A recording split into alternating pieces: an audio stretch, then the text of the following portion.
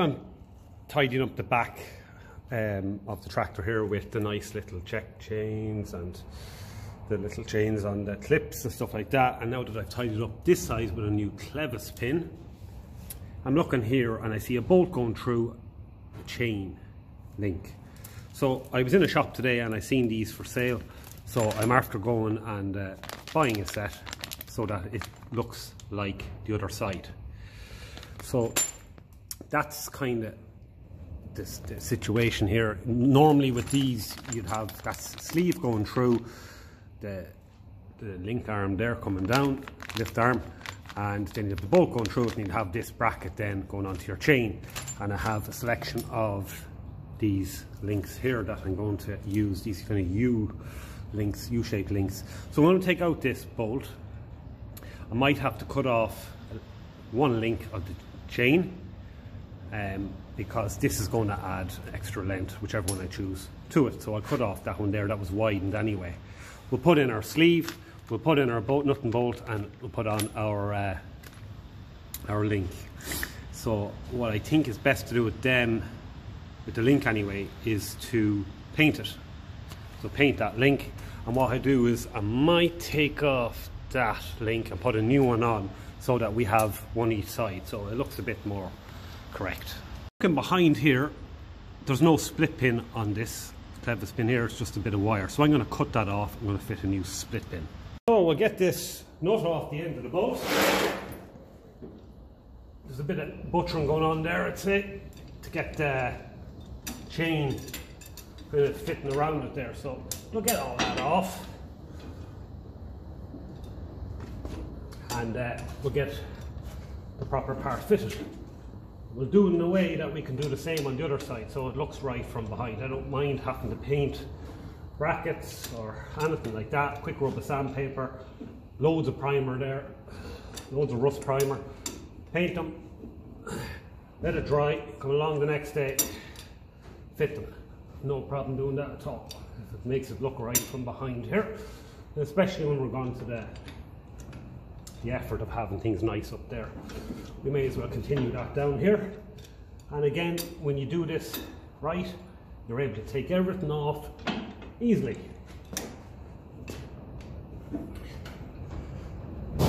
This is just far too big. It's a little bit like what was there. I have to prime and paint that little bolt and nut now. I'll wait until I'm finished with all this and get it all done in one go. Because when you fit in a bolt that's too long and you paint over the end of it and it gets rusty and all of that, it'll be very hard to get it off. This is taking a fair amount of pressure now to get off. Fair amount of leverage. But we'll have her looking A1, and I'll check all the other connections and linkages and chains and clevis pins and all of that around here at the back. After all, it was this part of the tractor that made these tractors groundbreaking.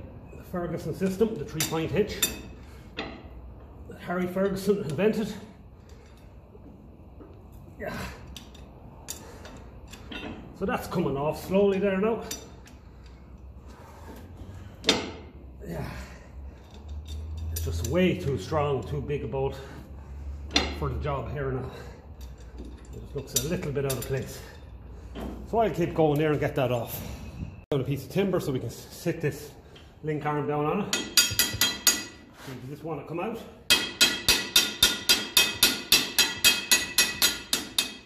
Might have to get a heavier hammer. These bolts usually have a bit of a wear mark in them, that's why they're hard to get out. So grab them with a spanner or adjustable spanner and keep turning them, and they'll eventually start coming off. Usually the trick with them, and then they'll tap out handy.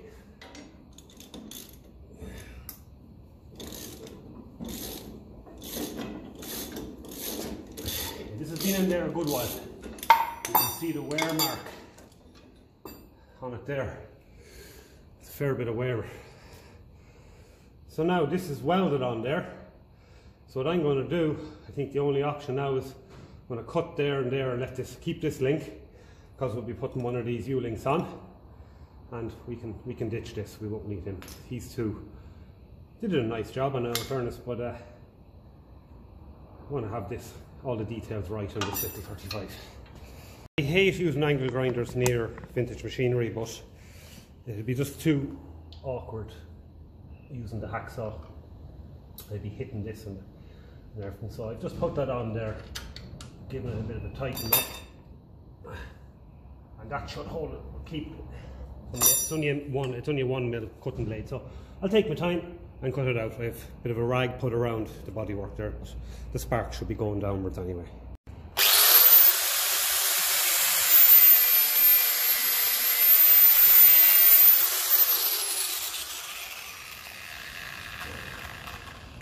Right, so that's that cut through one place there.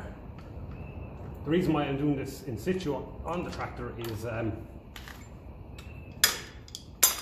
can't get the split pin and the clevis pin out in there.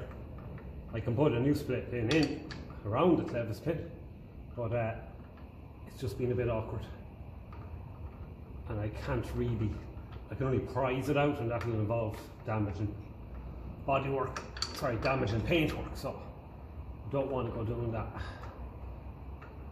So for the time being, at least this chain will be able to be easily removed from the end down here at the link arm, the lift arm. So now go for in around there.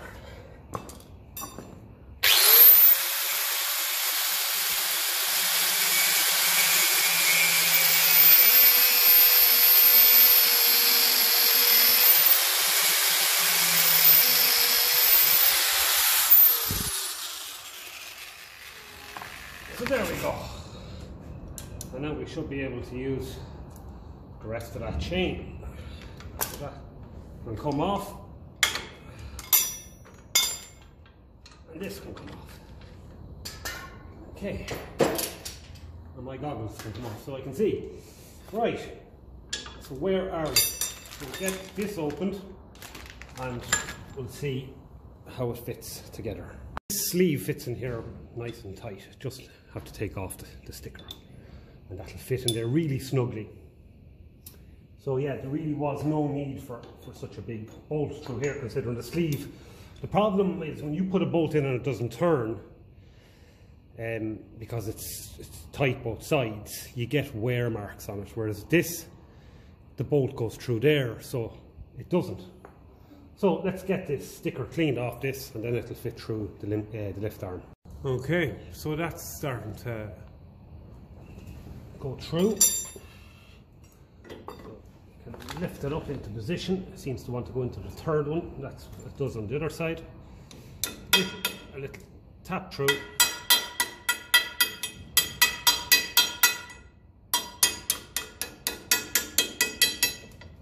And that seems to be it, something like that. And then out with her. So it seems to be this way. So it's going to go something like that. And then we put on, I might put a washer on this as well, both sides, just to have it right.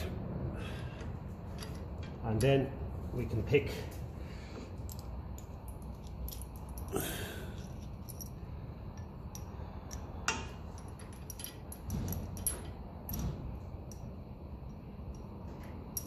this.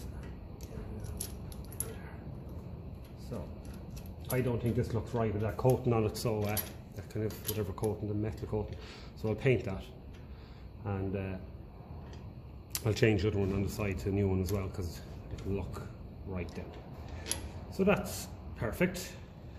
The bolt is a little bit long. These often on Ferguson 20s actually had two nuts on the end of them to act as a lock nut, but on this there's just one proper lock nut. So I'll be able to get the hacksaw and just cut that off neatly. We won't need two. So yeah, that's going to tidy things up a little bit. So let's get this bracket off and get it primed. I think that's the best thing to do here. Have it right, and I'm going to change the U connection, whatever you call these, on the other side for a new one, so at least it looks the same on both sides.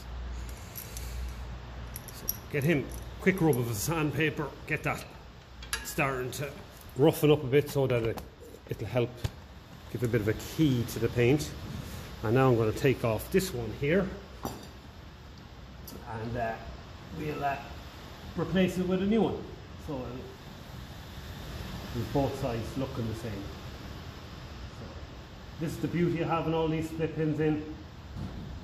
You can get everything off with very little tools, and sometimes even just your fingers. Now, but at most, all you're going to need is the pliers.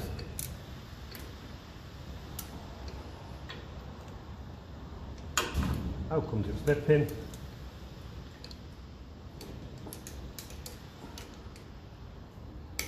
And your clevis pin should follow. It's a bit tighter. Out comes that. Off comes this. And then we can fit a new one. So that's what I'm going to do. Okay, so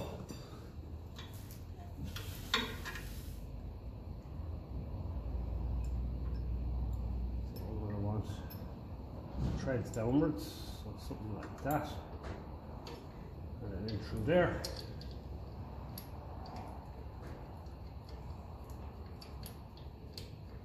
Lovely. A little pinch with the pliers just to make sure it doesn't come loose. Lovely. So that's looking a bit neater there. And then we're going to use the same one over here. So as I said, we'll give him a prime and paint so it looks the same as that.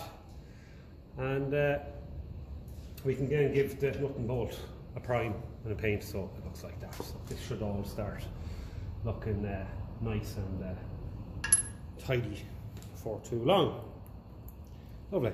Forgetting a new split pin for in behind here, because there was a bit of wire in there, so put a nice new split pin in there, and that'll have that looking right as well. So just another little detail, you'd have to go looking for it to even notice it. But it all adds up. So I get that twisted around there and call that job done. I'm waiting for the paint to dry on the bracket there. I'm just going to start continuing. Well, I'm going to continue with the wiring for the heater plug. So what I do with these, as I said before, is when I'm using heat shrink, I take the little yellow lads off them. I don't think they're needed.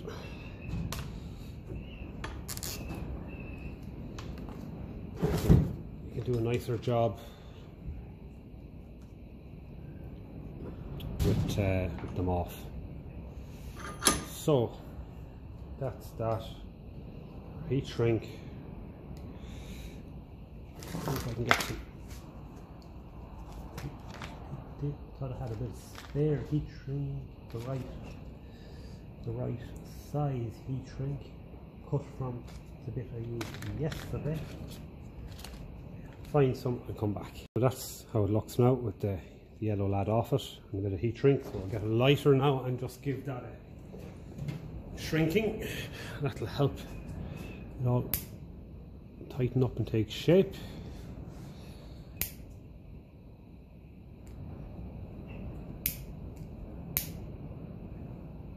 Lovely.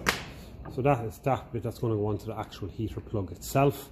So I can now cut this to length and well, actually I can start routing it where I want it to go. So it's going to be going right about there. So I'm going to run it along the loom that's already in there and route it back to the dash. Right, so we're able to start connecting these. These are actually a nice secure screw connection. Screw them on, snip off any extra wire that we don't need, tidy it up with the snips.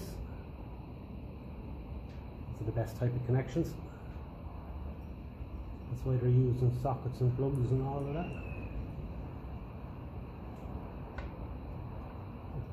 We'll pull that through with this Some outie pliers.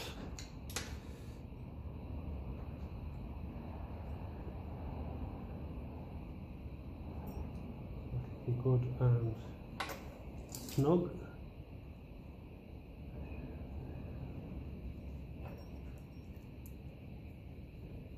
Lovely. Just the right thickness of wire. I like to have it nice and snug. Don't like having it too skimpy. Now I get my snips now. Give them a cut. Okay, so now we have a nice, neat job. So what I do is just check one more time. Make sure that these screws are good and tight.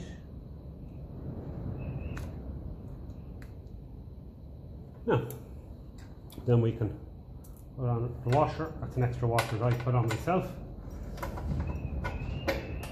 Push it into place, and I have the screw, and then I put another washer on the other side, already ready to fit. That wired up, routed in out of the way, and now if we turn on our ignition,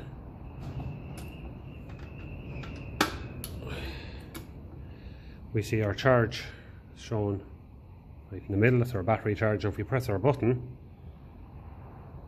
see it moving back slightly, off, on, that's it drawn. So I'm going to keep that on. I'm going to let that heat for about 15 seconds, and then I'm going to have a feel, and it should be getting warm. And this will just help it start when the weather is cold. Simple as that. After masking up the track rods, I want to give them their final coat of paint, and they'll be ready for fitting then. So that is the story here. Now I'll get them painted and leave them overnight, and then tomorrow evening I can fit them. Call it an evening. So we have our heater plugs switch in. We have our two track rod ends, left and right, painted and drying, and we have the rear link just sorted. So that's looking nice and neat and tidy the way it's meant to. So we'll get them back on tomorrow, onto the steering arms, and have a look and see what else we can do then.